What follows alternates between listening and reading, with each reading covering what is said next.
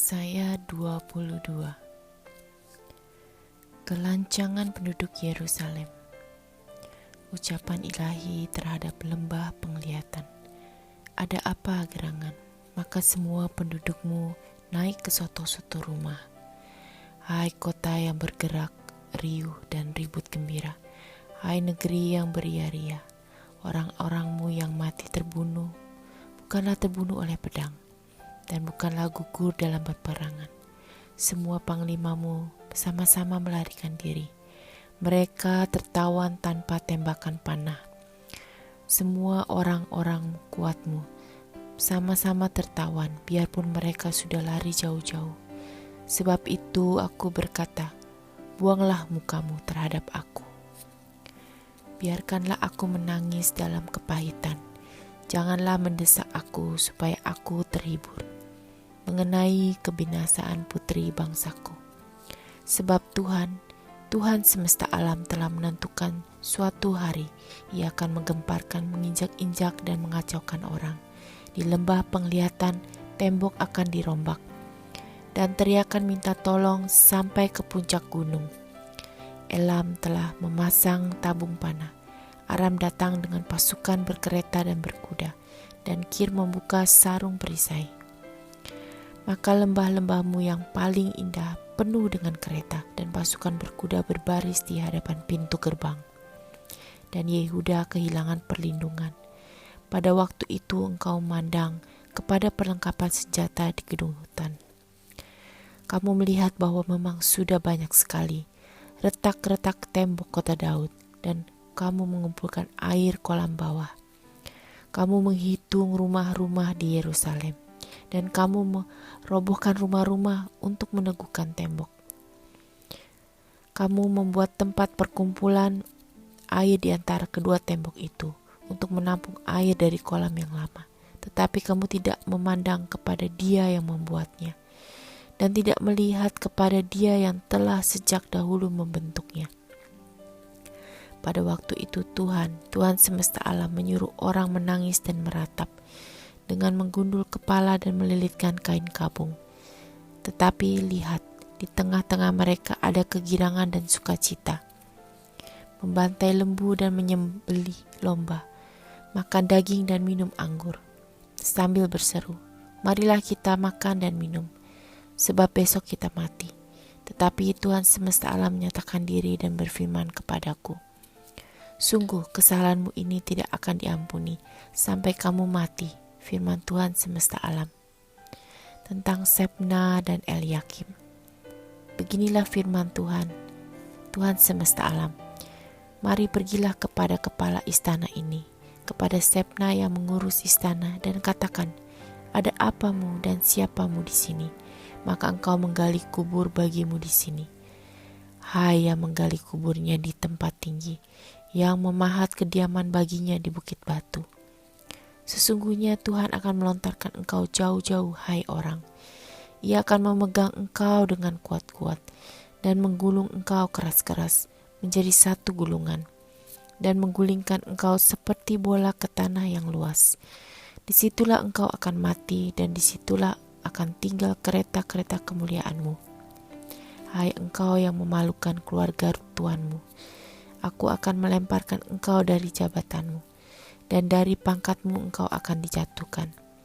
Maka pada waktu itu aku akan memanggil hambaku, Eliakim bin Hilkiah. Aku akan mengenakan jubahmu kepadanya, dan ikat pinggangmu akan kuikatkan kepadanya, dan kekuatanmu akan kuberikan ke tangannya. Maka ia akan menjadi bapa bagi penduduk Yerusalem dan bagi kaum Yehuda. Aku akan menaruh kunci rumah Daud ke atas bahunya. Apabila ia membuka, tidak ada yang dapat menutup. Apabila ia menutup, tidak ada yang dapat membuka. Aku akan memberikan dia kedudukan yang teguh, seperti gantungan yang dipasang kuat-kuat pada tembok yang kokoh. Maka ia akan menjadi kursi kemuliaan bagi kaum keluarganya, dan padanya akan kugantungkan segala tanggungan kaum keluarganya, tunas dan taruk, beserta segala perkakas yang kecil, dari piring pasu sampai periuk belanga. Maka pada waktu itulah demikianlah firman Tuhan semesta alam. Gantungan yang dipasang kuat-kuat pada tempat yang kokoh itu tidak akan kuat lagi, sehingga patah dan jatuh, dan segala tanggungannya itu hancur, sebab Tuhan telah mengatakannya.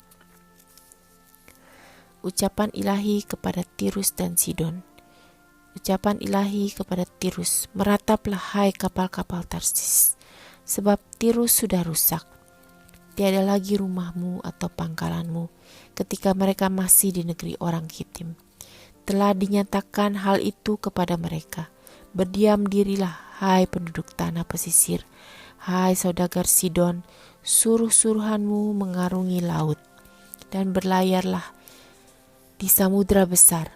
Barang-barang yang dimasukkan ke Sidon ialah gandum dari Sihor dan panen daerah Nil, sehingga kota itu menjadi pasar bagi bangsa-bangsa. Taulah malu hai Sidon, sebab laut benteng laut berbicara, katanya. Aku tidak pernah mengelihat sakit dan tidak melahirkan. Aku tidak pernah membesarkan anak-anak teruna dan tidak mengasuh anak-anak dara. Apabila kabar tentang Tirus itu sampai ke Mesir, mereka akan gemetar mendengarnya.